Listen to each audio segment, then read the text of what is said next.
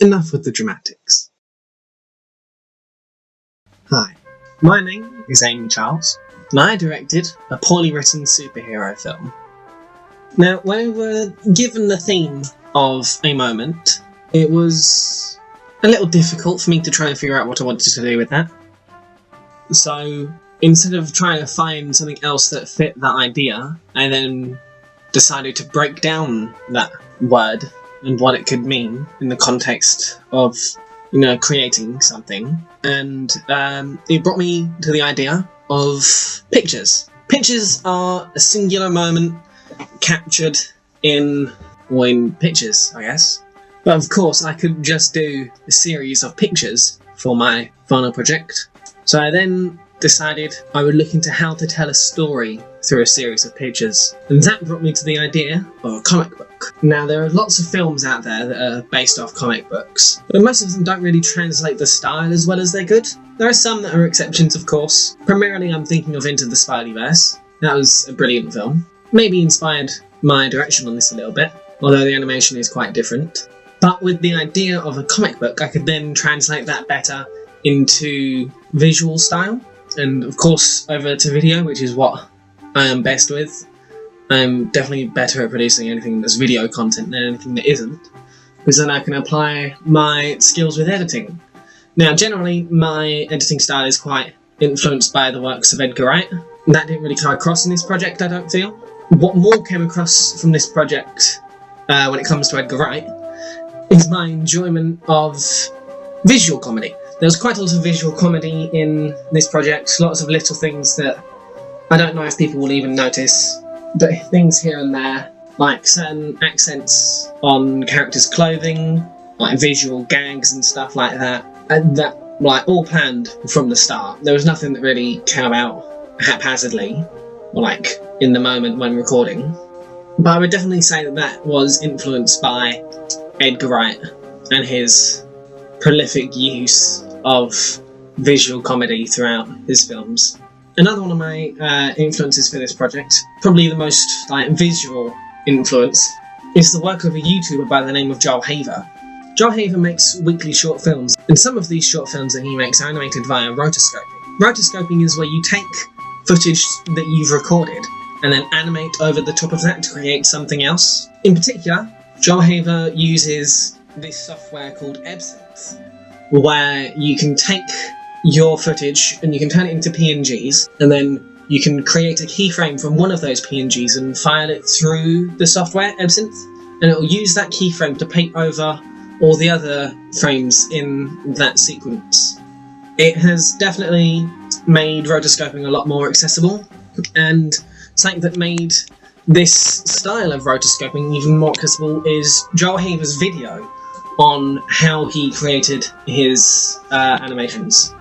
Now, I saw this video before the Final Major project even started, and I decided then and there that I wanted to use that technique at some point for some reason. Maybe for a visual gag, maybe for the whole thing. I hadn't quite decided yet, but it was something I definitely wanted to do, because it's different. It's new techniques, it's new software, it's all still being developed.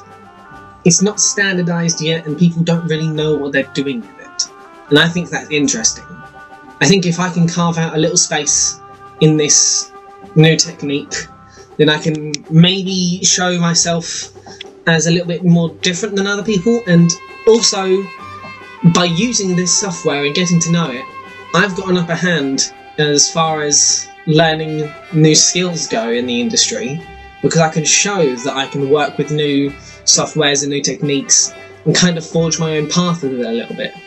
Because not everything I know about the software came from Joel Haver. A lot of it was stuff I discovered myself while working with it, and working with the particular techniques that I used in conjunction with it. Now, luckily for me, this software that I wanted to use fit right in with the style for what I wanted to do, because with my interpretation of the thing being that I wanted to create a comic book out of it, it opened up the doors for me to really work with this software quite intensely, be able to base my whole project around it, and that was definitely something I was happy with before I started working with it, because it is quite an intensive way of making something, but it definitely fits in heavily with my theme. From here, I realised there was not much point creating an entirely original idea for my project, because most of that idea would be wasted on something like a short film, which is what I was toying with the idea of at the time. So I decided, instead of doing a short film based entirely off of my own ideas, I was going to create a parody. And from there I went looking into different types of parody, more traditional types of parody, looking at lots of films in the early 2000s in particular. There was just so much bad parody in that time. It was not good. I mean, look at this. Xerxes didn't take rejection well. From every corner of his empire, he sent his most vicious warriors to fight. Yo mama's so ghetto, when she breastfeeds, Kool-Aid comes out.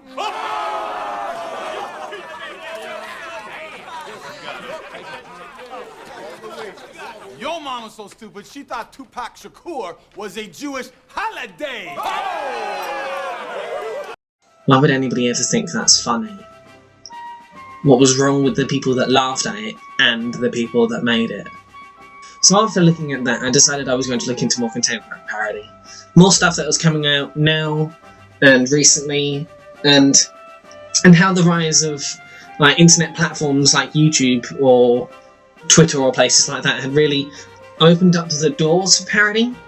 Because instead of it just being these mainstream things, that had to be so standardised that they could meet any audience needed, and really not honing in on anything in particular, and thus making it not very good.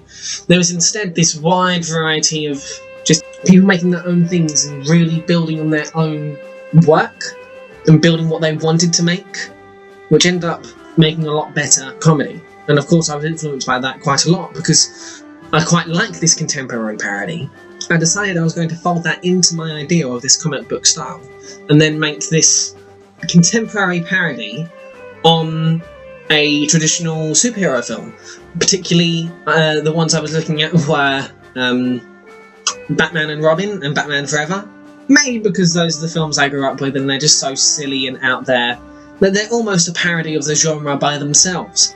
I thought it'd be funny to take that silliness and that wackiness and just place some regular characters into it. Some people with real thoughts that think like real people. I thought that could be quite funny, because that is quite a common theme in contemporary parody.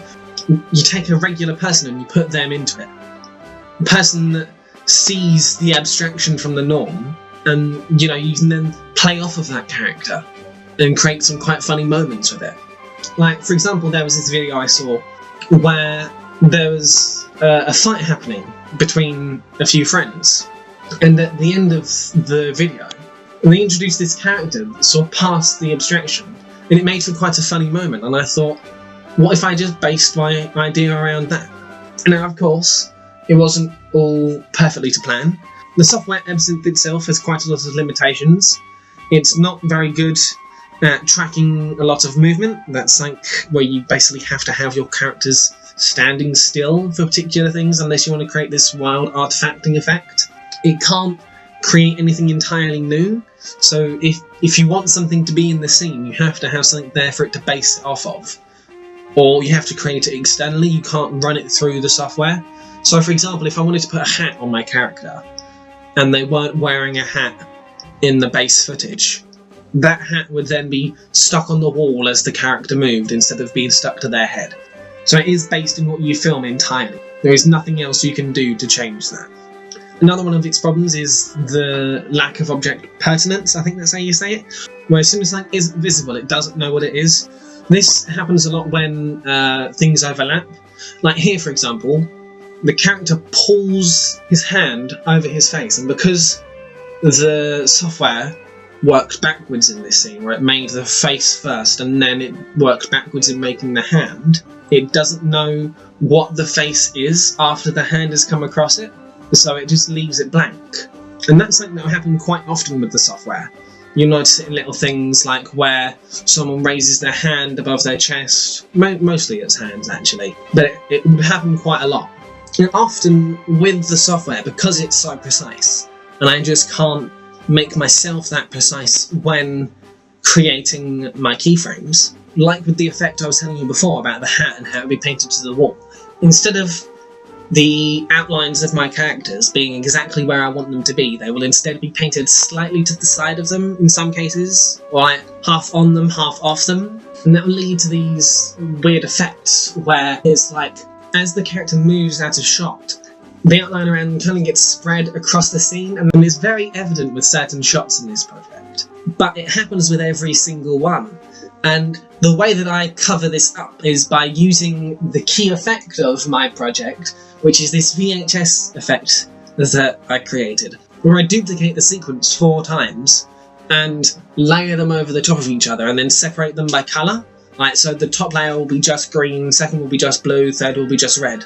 And then I move them slightly apart from each other, and then that creates this kind of like bad TV effect over the top. And it tends to cover up some of the minor mistakes of it, but really that's only there to provide a reason for this wave warp effect that I use to be over the top. The wave warp is really what hides all the imperfections in the project, because it skews what the sequence looks like, and you really don't tend to notice the mistakes in it. Like in some shots, I will just be using like a singular frame for certain people, and it won't look normal for them to just be standing completely still, not looking anywhere, not blinking, not having like swaying breath or whatever. But with this wave warp effect, you don't notice it. When the wave warps over their eyes, it looks like they're blinking. When it warps over their mouth, it looks like they're moving. When it warps over their chest, it looks like they're breathing. So I can use this effect to hide all the times where I've had to stretch out my footage so that it really extends across the length that I want it to. And it's very useful for not just that, but also hiding the imperfections of it, like I said from before. Now, this project isn't just about the main film. It's also about the promotional materials that we had to make. For my promotional materials, I made a poster and a thumbnail, which will look quite similar, and that's because they are. But I decided that I wanted to make both of them because of the fact that I'm relying on this contemporary parody, on these new avenues, that I need to kind of follow the same routes as them. So I would need to market it like it was going up on one of these sites. And the key form of marketing on these sites is the thumbnail. The thumbnail will be what attracts people to the video. So I needed to make sure this video looked good. But I also wanted to rely on what I was parodying, so I decided that I wanted to make the poster as well, because it is based off of these films, and that is definitely an influence that I wanted to show. Now, I didn't just make these, I also made a trailer, and initially when I was designing my trailer, I really wanted to hone down on the parody of Batman and Robin, specifically those films, right? And that was my full intention. I had analysed those trailers, I had decided what shots I wanted to go where, what kind of voiceover I wanted to have, but it didn't really work out because of the fact I had to majorly scale down the amount of work I was doing, and that meant I didn't have nearly as many shots as I had planned for. There was enough variance for a longer trailer. I didn't have the time to go and make all the original assets that I wanted to for this trailer, like the voiceover, and I was planning on making a musical track for it as well, but I didn't have the time. See, throughout this project, I'd come across quite a lot of difficulties. There was technical problems at the beginning where I lost quite a lot of work. Then sadly there was issues at home where I was finding it a lot harder to complete work than usual. And on top of all that, I didn't have the assets to complete my film because one of my actors decided to drop out on me as we were filming our last 3 scenes together. So I was really limited by my circumstances as to how much I could really do with this trailer. And because it was just so wildly unplanned for, I didn't really know what I was supposed to do at that point. Kind of just fell back on what I already knew, and I ended up making a bit like a horror trailer, you know, falling back on our projects before this, which is a shame, because that's not what I wanted.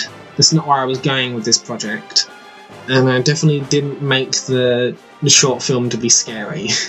So I think the horror trailer kind of missold it a little bit, but to combat that, I decided that I was going to make it seem at least like a parody of the horror trailer. I put in one terrible joke. I think it's an absolutely horrible joke, but I think the fact that it's horrible is funny. And I think that really makes it a parody of that type of trailer. And because of that, I feel like it adds to the project as a whole, and, you know, it's worth being there. Now, one thing I didn't mention about having to scale down my work was my true level of insanity when creating this project. In total, we had around 2.5 months between assignment brief and deadline. That's not a lot of time. That's barely enough time to research and plan one scene, let alone the 9 that I had decided I was going to do. Now, my tutor did try and talk to me about this, try and get me to scale down, because she knew that it wasn't exactly viable for me, especially considering the work-intensive style that I decided to work in. But being as stubborn as I am, I didn't listen, and I planned out 9 full-length scenes.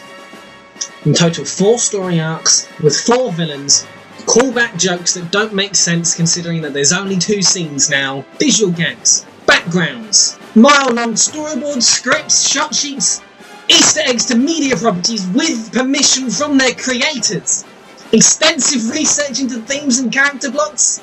All I got out of it was the first 2 scenes. The 2 least interesting and complex scenes. And even that took 50 keyframes! I had so much more planned for this project. 5 backgrounds! Hours of filming!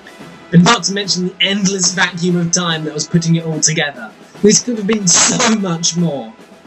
But in the end, it sadly just wasn't going to work out. Am I happy with the result? I'm happy with the scenes that I have, but I really wish that I could have got this done. Even if it was an insane task. So I just have to be happy with what I've got. And I think that's going to be the last of this project. I hope you enjoyed it at least.